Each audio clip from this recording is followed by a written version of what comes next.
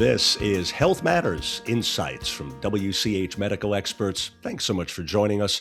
I'm Joey Waller. Our guests, all from Falcon Sports Medicine and Orthopedics, are Dr. Patrick Siparsky, an orthopedic surgeon, Dr. Andrew Nowakowski, a family and sports medicine physician, and Dr. McKray Smith, a podiatric surgeon. Doctors, welcome.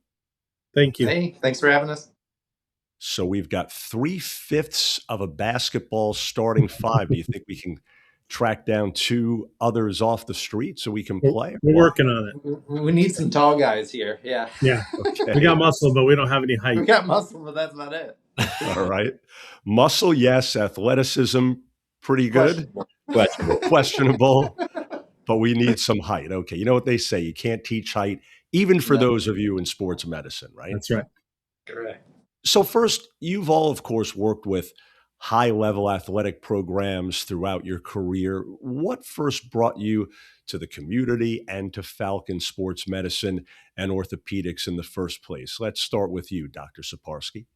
So I was originally, years ago, one of the team physicians at University of Toledo, actually, where Drew Nowakowski and I actually first met years ago. And my wife is from this area. She grew up about 20, 30 minutes north of where we are working now, and just came back to be a part of the community and be a part of BG Athletics and Wood County Sports. Dr. Nowakowski, how about you? Yeah, so I grew up in Muncie, Indiana, so home of Ball State University. So, kind of small town, kind of what I'm used to. So when I was looking for career and job, again, I did all my training up in Toledo, and it just seemed like a really good fit. And again, even though it's, 2.5 hours away from home, it felt very similar to home just with the size of the town. And then being able to, fit right in with the university to take care of athletes and then help people out in the community as well. And Dr. Smith, how about your quick backstory? Yeah, my quick backstory. So I grew up in a small town as well, playing sports, always enjoyed sports, and actually have some family ties in the Bowling Green, Waterville area. So that was part of it. But the truth behind it specifically here is these two guys. These two guys kind of giving me the support and the opportunity and taking advantage of it. All right. So we were joking earlier, but all kidding aside, a real team feel among the three of you, yes? Absolutely. Yeah. Dr. Nowakowski, tell me about that. What makes it so? Yeah, it's a really strong relationship we have here. Again, Dr. Siparsky mentioned it earlier. I mean, I've known him well early on in my training, so we are very familiar with one another, and we are very fortunate to kind of reunite now in our future careers here. And so we've really kind of known how to work together really well over the years. And so the practice we have is unique in the sense that we have a very strong friendship and bond. So it's very easy to consult with him. And again, we have, from a surgical standpoint, the team here, but also from a non-operative standpoint, people to evaluate patients as well. So again, I think we can fill in the gaps very nicely here in terms of what patients are looking for and what their needs are. And again, the efficiency of communication and all that, it's awesome. It's a fun place to work because I don't hesitate to pick up the phone to call Dr. Smith about something or, call Dr. Siparsky, and we're able to squeeze people in quick. If I see someone that, needs something more interventional like surgery, I don't hesitate and we get them in really quick. So it's really not something where services are lacked or there's lack of efficiency. Any of us are capable of seeing patients and moving them on to the next person if need be in a quick manner. Yeah, I'm sure that part about squeezing people in quick is comforting news for those joining us, especially nowadays when sometimes appointments are tough to come by in just about any walk of life, never mind Absolutely. healthcare, right? So Dr. Siparsky, other than that multidisciplinary approach that was just discussed there, what makes Falcon Sports Medicine and Orthopedics most different from other orthopedic and sports medicine programs? What do you really hang your hat on, do you think? So I think as Drew mentioned, the sort of multi-specialty part of it is the biggest thing, but I think it's that we share a common vision, honestly, and we are directly in the BG area. I mean, our goal is to be able to take care of people from everywhere, but we're right in the heart of it. I mean, we're literally located across the street from the college, and we really want the community and the people that go to school here and the people that work here and their families to feel like they have a full service sports medicine entity. I mean, the modern sports medicine world requires lots of different specialists, and it's everything from primary care sports to orthopedics to radiology to all of our different specialists. Dr. Smith is there all the time for us for various different things of the foot and ankle, but like we have a large group of people that are intentionally together to try to make care smooth and easy and quick for our patients. I think, as you mentioned, it's very difficult to get everything you need quickly in our medical world now. And the good news is we have all the tools, and the hospital is located less than 5 minutes away from the Falcon Health Center, and we're literally across the street from the college. So I mean, we are right there, and we purposefully want to be members of the community. We want to be people that the community knows, that the people trust, and that we're not just the doctors for athletes, we're doctors for everybody. And I want to be able to help everybody from the BG community and the surrounding areas.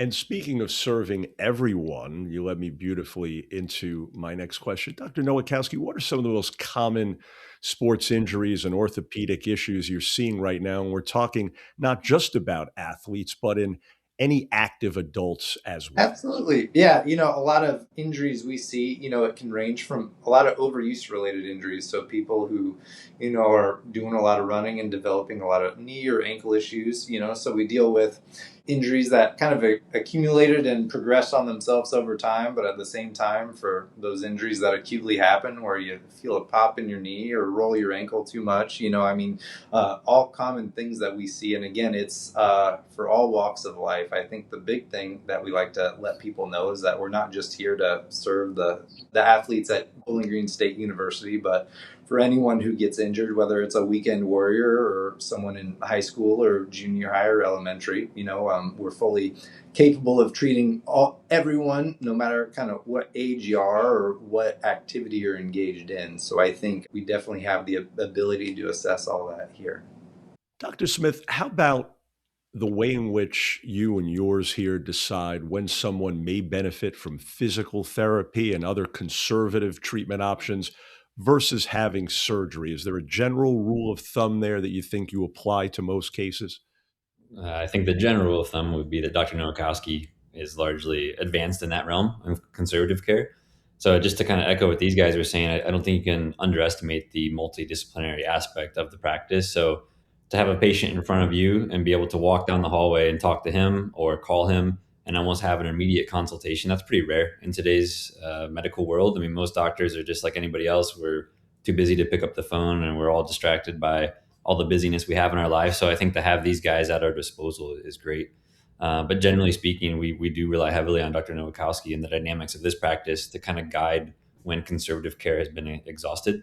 And we do work closely with our physical therapy team as well. So they're not in our office per se, but they're an extension. We all have their phone numbers. They text and they call. We have had some routine meetings with them as well to make sure that our patients are staying on track and getting the most advanced care they can get when it comes to sports. So, Gotcha. So, Dr. Nowakowski, we hear so much about minimally invasive surgery nowadays in just about all walks of healthcare.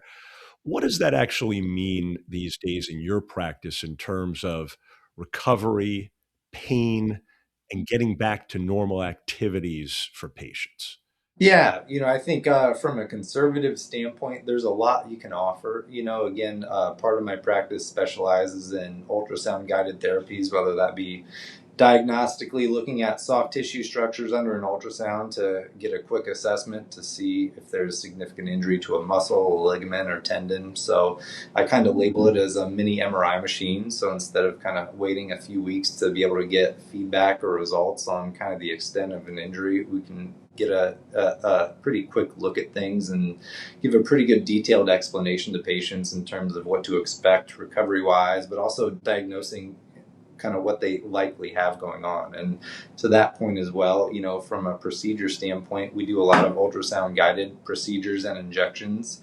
The ultrasound machine has kind of changed the game in terms of being able to accurately inject areas that are injured rather than poking blindly and hoping that you get the right spot. And so in that regard, we've kind of evolved things to using, regenerative medicine and your own blood to help heal tissue and injuries as well. So it's kind of just another tool that we have to utilize kind of on that conservative path. And so that's kind of a potential option for a lot of people. So again, we do rely a lot on physical therapy, but when those realms aren't helping, we explore the next steps. And so a lot of that being ultrasound guided injections and exploring regenerative medicine as well before considering surgery in some cases.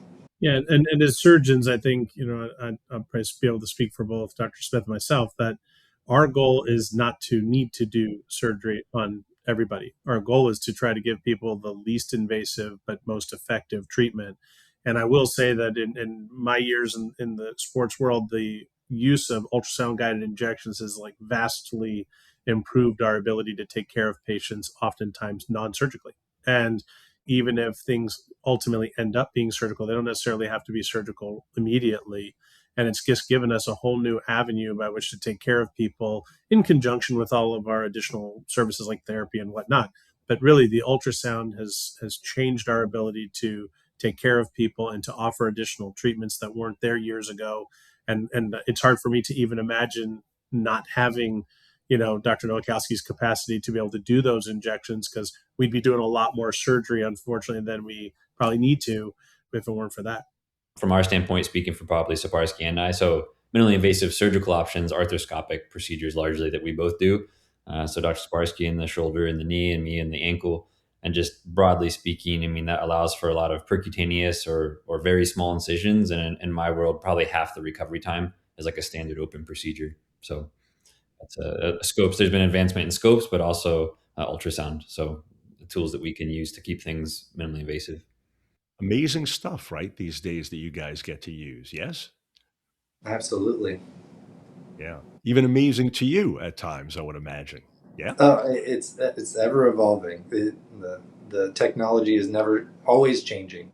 Well, and it's interesting, the diagnostic capacity of ultrasound it's not just the treatments that we can do with it, it's the diagnostic part. I mean, certainly with our college athletes all the time, we use it regularly for a diagnostic ability to immediately get answers on complex questions. And it really has helped a lot.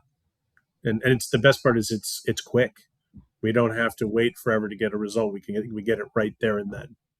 Yeah, great stuff indeed. A couple of other questions. Dr. Smith, how about prevention? I mean, one thing about seeing your team, I'm sure, is you can offer people some great advice on trying to avoid injuries before they happen. Any good general advice you can give people joining us along those lines? What's the most important part or two of the body, for instance, that needs to be looked out for as you get a little bit older, as you become more athletic and maybe tend to push things or overdo them a little bit, as people are prone to do? Is it the joints? What do we need to look out for here to keep from really being in pain? Yeah. So I think from a preventative standpoint, Dr. Nowakowski mentioned one of the things we see is overuse. So like the overuse type injuries are common, and the weekend warrior type things are common. So from an overuse perspective, just doing things to support whatever joint would be stressed, or for example, ligaments or tendons being stressed. So in my world, orthotics and supportive shoes go a long way. So, every step you take, all the stress of your body and gravity is going through your foot. So if you augment it with a good orthotic or an ankle brace or a good shoe, you're minimizing the stress on it. So that can help just share the load. But the other thing anywhere in the body is just dynamic warm-ups. I mean, that's a big one that I always recommend to my patients that are running, especially weekend warriors. You don't want to be the patient that's, kind of has a sedentary job and then decides you're going to go play, 6 hours of basketball with the guys on the weekend and you don't do any type of warm-up beforehand. So doing dynamic warm-up specifically really helps kind of prepare the body to take some of those stressful maneuvers better than not warming up at all, or than static stretching does. So. Yeah, that's stretching, boy. It's especially as you get a little bit older, I can attest it becomes more and more important. It's not as glamorous as curls and bench presses, but it goes a long way, doesn't it? It does. And finally here, Dr. Nowakowski, in summary, what's the best first step for someone listening in on us right now dealing with pain or an injury who's like, you know what, I think it's time to get this checked out, but they don't know where to start? Where do they start? Yeah, I mean, big thing, don't be afraid to call. I think our front desk does a great job of helping direct people in terms of where they need to be seen and who needs to be seen first. I think it's great here because, again, we have several providers and we can get people in fairly quickly. So, again, we've really designed our practice to get people in quick. Again, when it comes to orthopedics and injuries, you can't sit on it, So it's one where if you're having some aches and pains and not going away, just don't be afraid to call. There's, probably a good reason for why you're still hurting. And so we definitely have the tools and people here that can take care of you. Well, folks, great advice indeed. We trust you're now more familiar with the world of sports medicine and orthopedics. Doctors, keep up all your great work. Thanks so much again. And folks, let's remind you that they are looking for someone to possibly join the practice if you're 6'10" or taller. Okay, so if you have an orthopedic background and you can rebound and block shots, We're reach out. accepting applications. Yeah. Thank you, Joey. Thanks, Absolutely. Joey. Sure. Folks, for more information, please do visit woodcountyhospital.org/ortho. If you found this podcast helpful, please do share it on your social media. I'm Joey Waller. Thanks so much again for being part of Health Matters Insights from WCH Medical Experts.